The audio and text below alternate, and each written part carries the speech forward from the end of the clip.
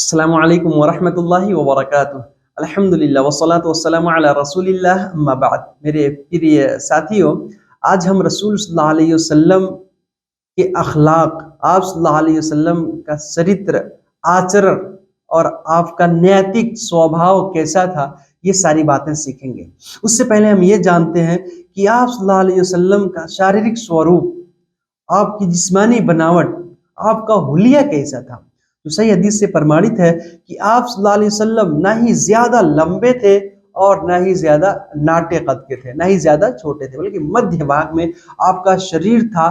प्राकृतिक सौंदर्य आपको दिया गया था। दुनिया के अंदर सबसे ज्यादा, इस पूरे विश्व में, पूरे ब्रह्मांड में सबसे ज्यादा सुंदर, हसीन और खूबसूरत रसूल अकरम सल्लल्लाहु अलैहि वसल्लम थे। मेरे भाइयों, रसूल सल्लल्लाहु अलैहि वसल्लम का सीना चौड़ा, चेहरा एकदम बेहतरीन खूबसूरत, पूरा जिस्म, जिस्म का हर एक अंग, हर एक भाग सटीक और अच्छे तरीके से मुनासिब तौर पे बेहतरीन था।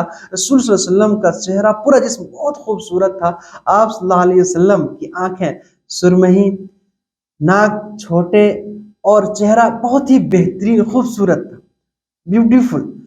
इन अल्लाह ताला ने इस तरह से आप सल्लल्लाहु अलैहि वसल्लम को बनाया था कि संसार के सबसे सुंदर और बेहतरीन प्राणी। दाढ़ी आपकी घनी थी और आपके जिस्म से, आपके शरीर से हमेशा सुगंध निकलता रहता था, खुशबू निकलती रहती थी। अनस रजी अल्लाह ताला अन्हु कहते हैं कि रसूल सल्लल्लाहु अलैहि वसल्लम के शरीर से जो सुगंध मैंने सूंघा, जो पाया, वो सुगंध मैंने कभी किसी जगह पर नहीं पाया। और जो आप सल्लल्लाहु अलैहि वसल्लम का हाथ जितना नरम था, आपका शरीर जितना नरम था, आप सल्लल्लाहु अलैहि वसल्लम के हाथ जैसा नरम, सॉफ्ट और मुलायम शरीर मैंने कहीं नहीं देखा। मुलायम और सॉफ्ट हाथ मैंने कभी नहीं देखा, कभी नहीं छुआ, कभी भी। आप सल्लल्लाहु अलैहि वसल्लम जिस रास्ते से भी गुजरते थे, वो रास्ता, वो गली महकती रहती थी आप सल्लल्लाहु अलैहि वसल्लम की खुशबुओं से। अनस रजी अल्लाह ताला अन्हु कहते हैं कि आप सल्लल्लाहु अलैहि वसल्लम काना अहसन नास, लोगों में सबसे ज्यादा खूबसूरत थे, सबसे ज्यादा सुंदर थे। प्राकृतिक सौंदर्य आपको दिया गया था। वकान अजवदन नास, और रसूल सल्लल्लाहु अलैहि वसल्लम सबसे बड़ा दानवीर, सबसे ज्यादा सखी और दान दक्षिणा में सबसे आगे थे। वकान अशजअन नास, और बहादुरी में भी सबसे आगे थे। बहादुरी में सबसे ज्यादा बहादुर, सबसे ज्यादा शक्तिशाली और सबसे ज्यादा ताकतवर थे। रसूल सल्लल्लाहु अलैहि वसल्लम हमेशा मुस्कुराते रहते थे, किसी भी परिस्थिति में दुख का इजहार नहीं करते थे, हमेशा मुस्कुराते रहते थे। बातें थोड़ी करते थे, लेकिन माना से, अर्थ से भरपूर बातें होती थी। रसूल सल्लल्लाहु अलैहि वसल्लम सदा ऐसे ही बातें करते रहते थे। मेरे भाइयों, आइए हम रसूल सल्लल्लाहु अलैहि वसल्लम के चरित्र के बारे में और बातें करते हैं।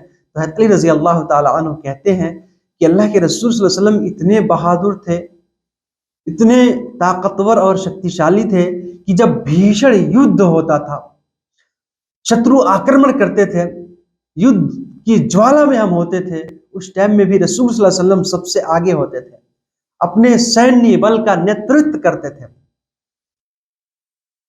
उनके आगे रहते थे। और कहते हैं अली रज़ी अल्लाह ताला अन्हु कि जब हमको डर ज्यादा होता था तो हम आप सल्लल्लाहु अलैहि वसल्लम का शरण लेते थे, आप सल्लल्लाहु अलैहि वसल्लम की पनाह में आ जाया करते थे। मेरे भाइयों, इसी तरह से रसूल सल्लल्लाहु अलैहि वसल्लम बहुत ही बड़े दानवीर, सखी, सखावत करने वाले, दान दक्षिणा में सबसे आगे। किसी ने भी कोई आपसे कुछ मांगा, आप सल्लल्लाहु अलैहि वसल्लम ने उसको जरूर कुछ ना कुछ दिया।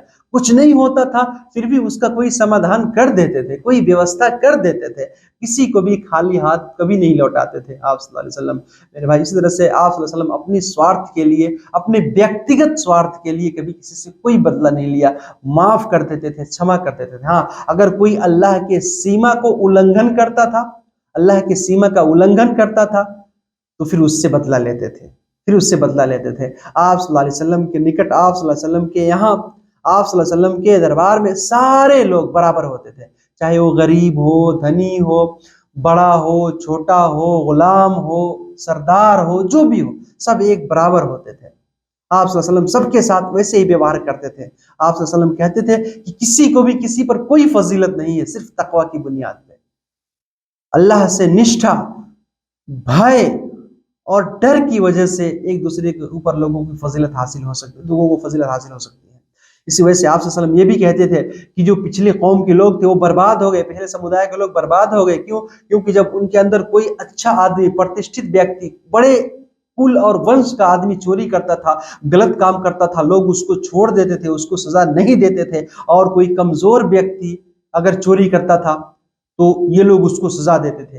आप सल्लल्लाहु अलैहि वसल्लम ने फरमाया, वल्लाहि लौ अन्न फातिमा बिन्त मोहम्मद सरक़त लक़तअतु यदहा। आप सल्लल्लाहु अलैहि वसल्लम ने शपथ लेके कहा, अल्लाह की कसम, अल्लाह की शपथ खाके मैं कहता हूं, अगर फातिमा बिन्त मोहम्मद, मोहम्मद सल्लल्लाहु अलैहि वसल्लम की बेटी फातिमा भी चोरी करेंगी तो इनका भी हाथ काटा जाएगा। ये आप सल्लल्लाहु अलैहि वसल्लम का न्याय, अगर ये भी चोरी करती तो इनका भी हाथ काट दिया जाता। ये आप सल्लल्लाहु अलैहि वसल्लम का इंसाफ है मेरे भाइयों, सबके साथ एक बराबर। आप सल्लल्लाहु अलैहि वसल्लम के उच्च और महान चरित्र का अगर चर्चा करें मेरे भाइयों हम नहीं कर सकते, बहुत लंबा है। संक्षिप्त में यही कि आप सल्लल्लाहु अलैहि वसल्लम ने कभी किसी खाने को ऐब नहीं लगाया, अगर अच्छा लगता था खा लेते थे और अगर अच्छा नहीं लगता था तो छोड़ देते थे। इस तरह से आप सल्लल्लाहु अलैहि वसल्लम संसार के सबसे बड़े, सबसे उच्च और श्रेष्ठ प्राणी, सबसे महान व्यक्ति, लेकिन आपके घर में 1 महीना 2 महीना हो जाता था, चूल्हा नहीं जलता था, खाने के लिए कुछ नहीं होता था, सिर्फ खजूरें और पानी हुआ करते थे। आप सल्लल्लाहु अलैहि वसल्लम भूख की वजह से अपने पेट पे पत्थर बांधते थे, कभी 1 पत्थर कभी 2 पत्थर बांध दिया करते थे मेरे भाई। इसी तरह से आप सल्लल्लाहु अलैहि वसल्लम खुद अपना कपड़ा खुद सिल लिया करते थे और इसी तरह से अपने जूते भी खुद बना लिया करते थे, अपने घर वालों की मदद करते थे, घर के कामकाज में सदा मदद करते थे और आप सल्लल्लाहु अलैहि वसल्लम सदा नम्रता पूर्वक हर एक से व्यवहार करते थे। आपको कोई भी बुलाता, चाहे वो गरीब हो, तू छोटा ही प्राणी क्यों ना हो, आप उसके घर को जाते थे। कोई बड़ा आदमी बुलाता, उसके यहाँ भी जाते थे।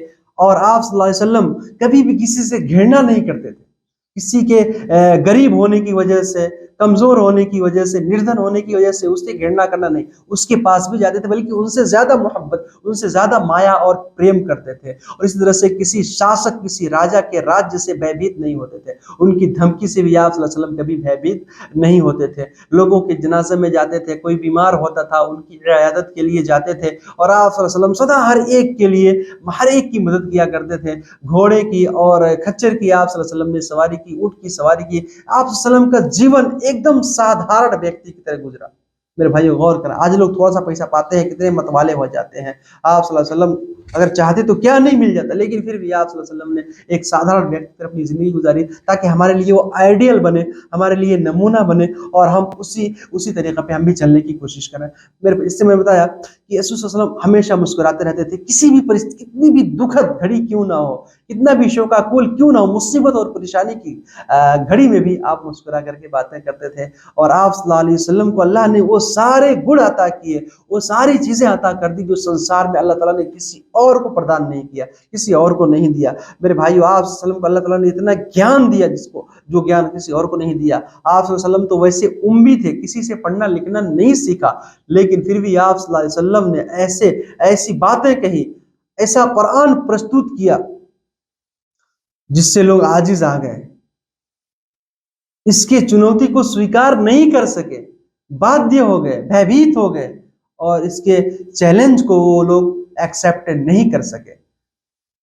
इससे पता चला कि ये कुरान इंसान का कलाम नहीं है, किसी इंसान की वाणी नहीं है, बल्कि अल्लाह की तरफ से ये वही है, अल्लाह की वाणी है, अल्लाह का कलाम है। इस पर हमको विश्वास और यकीन, ईमान रखना चाहिए। अल्लाह ताला ने फरमाया, कुल इन इस्तमअतिल इंसु वल जिन्नु अला अन यअतू बिमिथलि हाज़िल कुरआन ला यअतूना बिमिथलिही वलौ काना बअदुहुम लिबअदिन ज़हीरा। ए नबी सल्लल्लाहु अलैहि वसल्लम, आप कह दीजिए कि ये सारे इंसान और जिन्नात जमा हो जाएं और इस कुरान की तरह कोई भी एक चीज लेके आ जाए, इस कुरान की एक सूरत की तरह, एक आयत की तरह नहीं ला सकते, परलय के दिन तक नहीं ला सकते। अगरचे इसमें ये लोग एक दूसरे के मददगार हो जाएं, एक दूसरे के सहायक बन जाएं, सहयोगी बन जाएं, फिर भी सारे लोग मिल करके भी इस कुरान जैसा कोई भी कलाम, कोई भी पुस्तक, कोई भी ग्रंथ नहीं ला सकते, कोई भी एक आयत, एक मंत्र नहीं ला सकते। मेरे भाई, पता चला कि आप सल्लल्लाहु अलैहि वसल्लम अल्लाह के सच्चे रसूल हैं और ये कुरान अल्लाह का कलाम है, इसमें कोई संदेह, कोई शंका नहीं है। इसी वजह से रसूल सल्लल्लाहु अलैहि वसल्लम का अनुसरण हमें करना चाहिए। अल्लाह ताला हम सबको हर नेक अमल की तौफीक दे। आमीन। वस्सलामु अलैकुम व रहमतुल्लाहि व बरकातहू।